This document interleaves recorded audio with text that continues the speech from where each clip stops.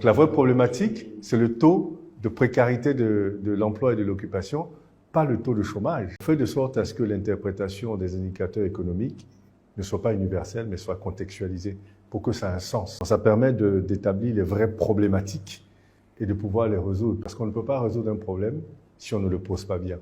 Donc, généralement, quand c'est posé de façon universelle, on va comparer tous les pays du monde à la même enseigne. Alors que c'est justement la problématique des Français, pas la problématique des Ivoiriens.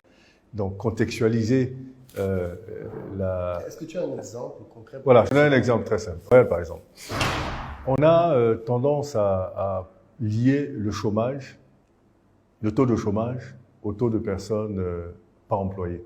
Oui. Alors, quand on le fait en France ou on le fait au Canada, ça peut avoir un sens. Mais en réalité, la définition de chômage est chômeur une personne qui n'est pas occupée. Oui. Donc, dans un pays pauvre en développement où tout le monde est occupé à chercher de l'argent, ben évidemment, le taux de chômage sera faible. Par exemple, en Côte d'Ivoire, c'est de 2,6%. Donc, quand même, on le dit, les gens crient parce qu'ils lient le taux de chômage à l'emploi, ce qui n'est pas forcément la même chose.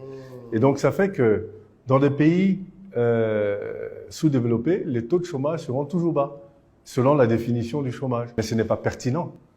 Ce n'est pas pertinent du tout. Alors que le taux de précarité, par contre, de cette occupation-là, qu'on va appeler emploi, est de 88%. Donc la vraie problématique, c'est le taux de précarité de l'emploi et de l'occupation, pas le taux de chômage. Parce que si on reste sur le taux de chômage qui est de 2,6%, ça veut dire qu'on est en plein emploi. Et donc, ce n'est pas un problème.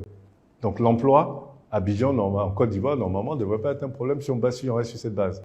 Mais si on va sur la base de la précarité, donc la vraie problématique du gouvernement, c'est de résoudre le problème de la précarité. Donc, améliorer le type d'occupation que les gens ont, le type d'emploi, de rémunérateur qu'ils ont. Si c'est précaire, comment on fait pour améliorer?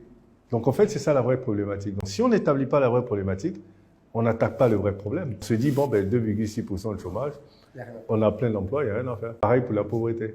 Donc l'objectif de Bloomfield Intelligence, c'est justement de faire ressortir les vraies problématiques. Et ce que je dis au gouvernement dans les pays, ce n'est pas